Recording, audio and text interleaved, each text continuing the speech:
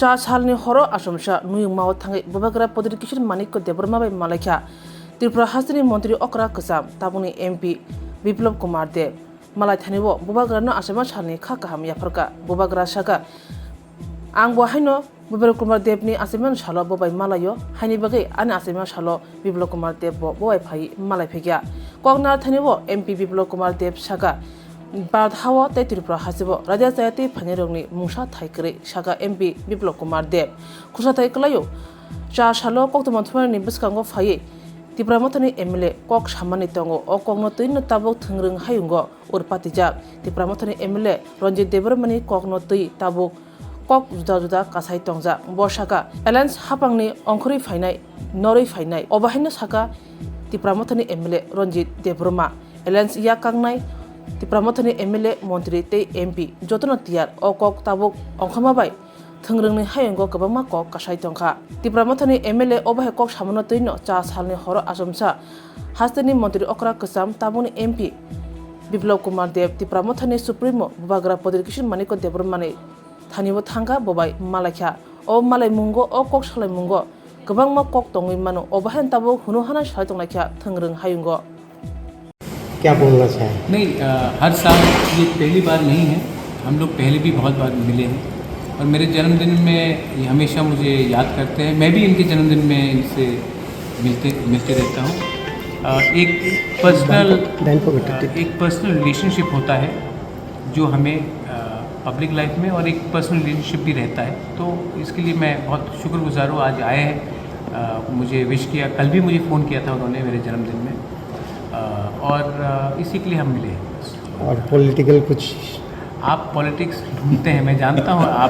आज मैं जानता हूँ कि कुछ स्टेटमेंट्स निकले हैं आज, इसके लिए आप लोग पॉलिटिकल, लेकिन मैंने पहले भी स्टेटमेंट दे दिया है कि मैंने मुख्यमंत्री जी से बात किया है, मानिक शाह जी, प्रोफेसर मानिक शाह जी, एंड मैं आशा करता हूँ कि जो विश्वास से हमें होम मिनिस्टर अमित शाह जी ने आश्वासन दिया था कि त्रिपुरा और त्रिपुरा में रहने वाले हर व्यक्ति तिपरासा हो और जो नॉन तिपरासा हो, उनका कल्याण वो चाहते हैं और वो अकॉर्ड ठीक से इम्प्लीमेंट करेंगे।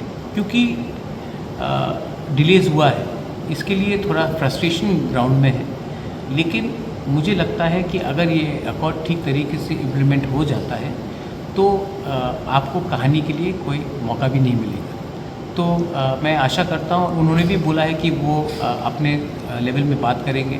हमारे एमपी साहब तो पॉजिटिव है ही। हमने ब्रू अकॉर्ड एक संग काम किया था। ब्रू अकॉर्ड में हमने एक संग काम करके 19 साल 20 साल में जो हमारे ब्रू थे इतने ख़राब कंडीशन में, हम दोनों ने ही काम करके इसको लागू किया। अमित शाह जी उस समय भी होम मिनिस्टर थे।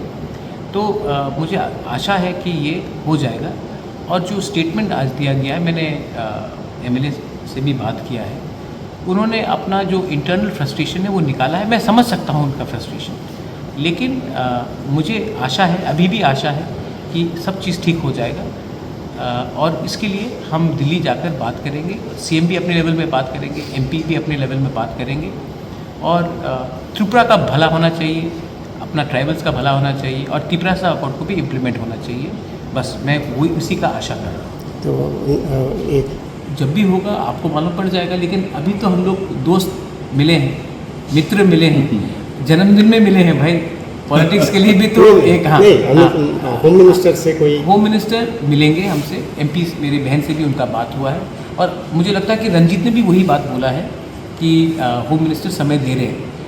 आपको समझना पड़ेगा कि एक बड़ा प्रक्रिया है, और जब भी वो समय देंगे, शायद पार्लियामेंट के टाइम दे, तो हम जाएंगे, हम बात करेंगे।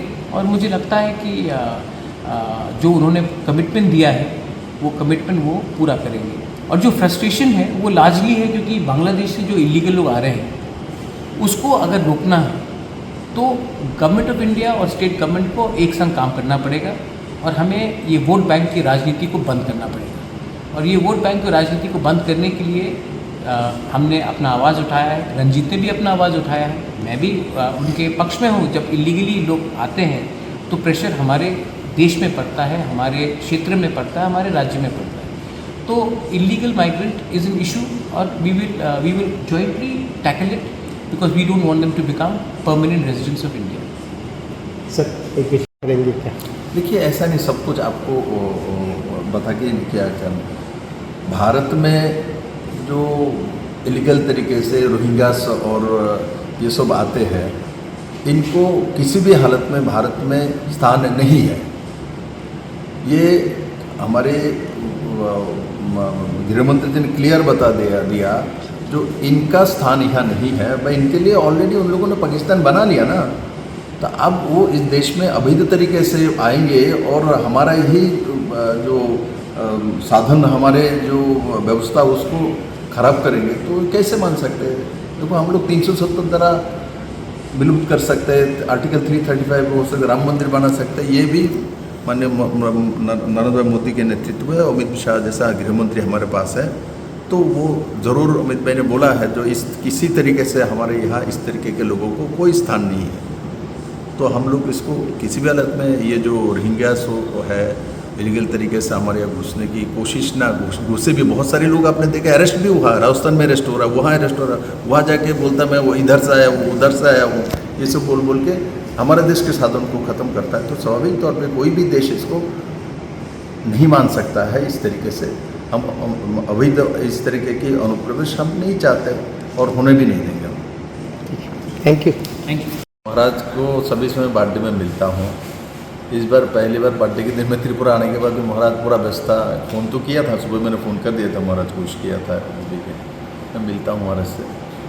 आज जैसे हम मिले हैं कार्यक्रम में, वहाँ इस्कॉन के वहाँ मिले हैं, किंतु जो मेरा वो बनता है कि महाराज के पास आओ और जन्मदिन की बात बड़ी नहीं है, बात वही है जिस जन्म महाराज ने जन्म लिया है, और वो दिन को मैं स्मरण करना चाहता हूँ। और महाराज का जीवन बहुत अच्छा हो, सुंदर हो, और त्रिपुरा के हित में जो काम हम लोग मिल के काम करना शुरू किए हैं माननीय मोदी जी के नेतृत्व में, वो बहुत अच्छा से चले, आगे बढ़े, और उसी दिशा में मेरा पूरा विश्वास है। त्रिपुरा माँ के आशीर्वाद से और त्रिपुरा की जनता के आशीर्वाद से महाराज का स्वास्थ्य भी अच्छा रहेगा, और साथ साथ त्रिपुरा का भविष्य भी अच्छा है। और वहाँ भी इस्कॉन मंदिर में भी महाराज ने वही बताया, और महाराज के बर्थडे में मैं सभी से मिलता हूँ। इस बार कल 12 बजे तक मैं भी व्यस्त था, तो आज भी पूरा दिन प्रोग्राम ख़त्म करके महाराज के पास आया हूँ। और एक रिश्ता तो होता ही है, और उस समय जन्मदिन के समय एक दूसरे को पास रहे तो पहुँचना, विश करना, ये हमारे कल्चर है।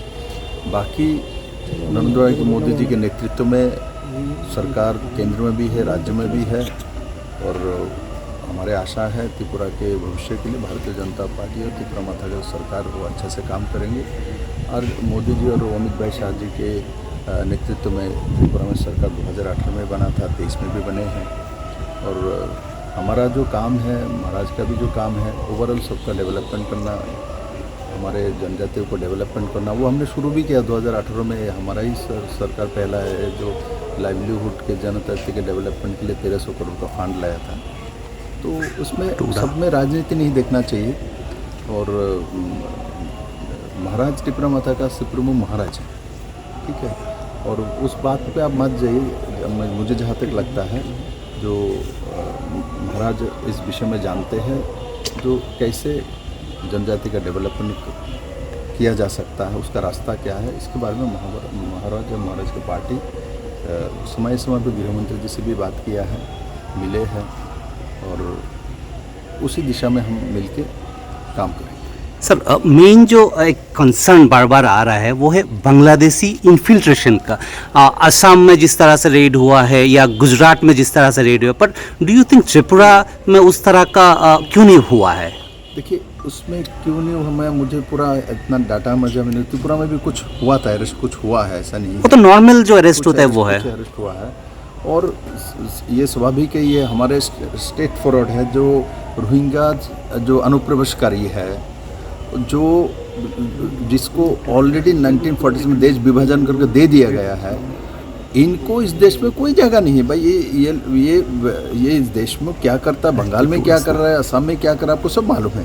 बाकी सब कर्नाटक में क्या कर रहे हैं, तो इनके लिए ये त्रिपुरा का कोई जगह नहीं है, तो इनको स्ट्रिक्टली अनुप्रवेशकारी जो रोहिंग्यास है उनको रोकना है और उसको किसी भी हालत में हमारे जो केंद्र सरकार भी बर्दाश्त नहीं करते। इसी कारण से आपने देखा गुजरात में किस तरीके से अरेस्ट हुआ या राजस्थान में हुआ, बाकी सब जगह आपने उदाहरण दिया है।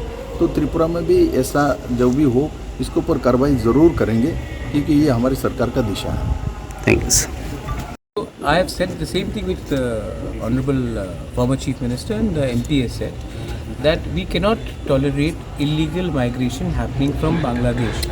पहले से हमारे युवक के पास नौकरी की कमी है, हमारा सिस्टम पहले से ओवरबर्डन्ड है और अगर इलीगली लोग आएंगे हमारे ज़मीन में रहेंगे तो हम इन लोगों को अपने राज्य में, अपने देश में national security point of view से भी हम नहीं रख सकते हैं। तो जो ऑनरेबल फॉर्मर चीफ मिनिस्टर और एमपी साहब ने कहा, मैं I am completely in agreement, हम लोग टॉलरेट नहीं कर सकते और इसी के लिए हमने केंद्र सरकार से भी कहा है कि आप भी एडिशनल और फोर्सेस भेजिए कि इस विषय में हम लोग एक भी इलीगल इन्फिल्ट्रेटर को अब त्रिपुरा में जगह नहीं दे सकते। सेकेंड चीज़ है कि आपने इतना सवाल पूछा, मेरा जन्मदिन है, मेरे जन्मदिन में भी आप लोग पहुंच गए। एटलीस्ट आई थॉट कि आप मुझे हैप्पी बर्थडे बोलेंगे, लेकिन हमारा एक पर्सनल रिलेशनशिप भी होता है।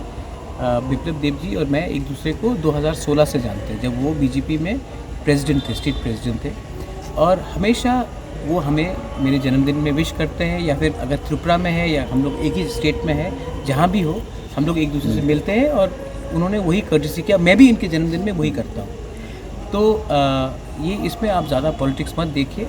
और रहा बात जो स्टेटमेंट्स निकला था, मैंने मुख्यमंत्री डॉक्टर मानिक शाह से बात किया है और मैंने उनको कहा है कि जो फ्रस्ट्रेशन ट्राइबल एरियाज़ में है और जो इनसिक्योरिटी ट्राइबल एरियाज़ में है, क्योंकि इलीगल बांग्लादेशीज़ का घुसपैठिया लोग आ रहे हैं, तो इसको अगर हमको इनसिक्योरिटी और जो इम्पेशेंस और फ्रस्ट्रेशन है इसको अगर समाप्त करना है तो जल्द से जल्द जो वादा किया गया था हमें उसको पूरा करना चाहिए।